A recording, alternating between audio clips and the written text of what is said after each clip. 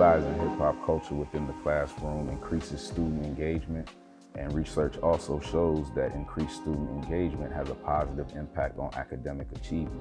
So why would you not utilize something that is youth dominant, because hip-hop is the major youth culture, not just in the country, but in the world? Why would you not utilize something that they're engaging with every day if it can be used as a tool to help improve their grades, particularly for young Black males within urban school districts? And for example, in the media course, of course, I'm utilizing it for Black media. I've utilized it within a writing course in which we were trying to boost writing proficiency, so we utilized the lyrics of Tupac Shakur as the text for the semester.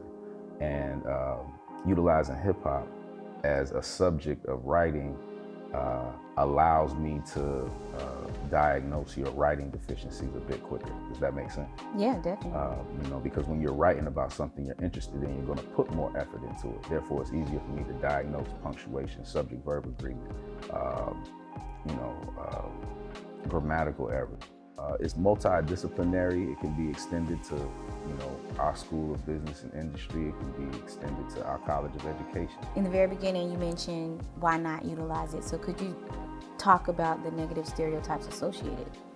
I think that the curse words is the first thing that the elders tend to hear and disagree with, which is fine, but simultaneously you have to look at the subject matter that is being discussed amidst the curse words. And I think there's a lack of understanding generationally in regards to hip hop, but hip hop can be used as a tool for intergenerational dialogue.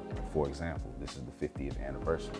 So if you were 18 years old and a college freshman in 1973 when hip hop first came about, and if you're a college freshman this year and you were born in 2005, that's a 50-year interval in which dialogue surrounding hip-hop can take place, and the elders can get a better understanding of the youth and vice versa. And I think that conflict between the elders and the youth is part of what is preventing us as a people from moving forward at a faster rate.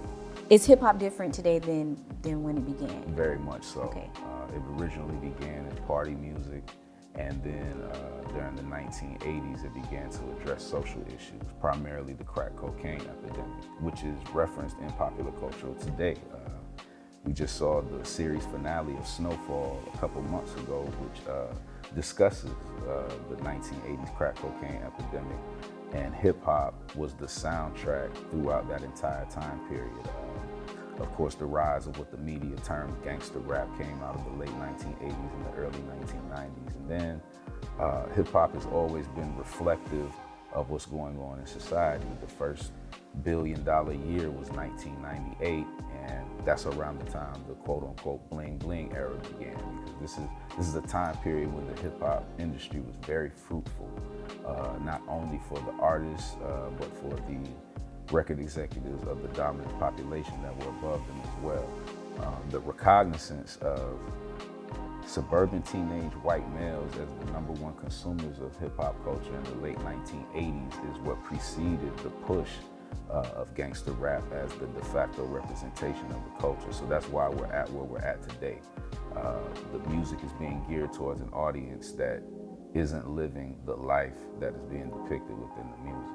We need to be utilizing whatever tools are necessary to increase the academic achievement of our youth. And if hip-hop culture can be utilized as a tool to do that, then we need to look past the stereotypes and continue to research and continue to find scholars that find it worthy of academic inquiry, which is a big issue as well. Some people don't find the value in hip-hop culture, but again, that's part of that intergenerational disconnect that I spoke of earlier.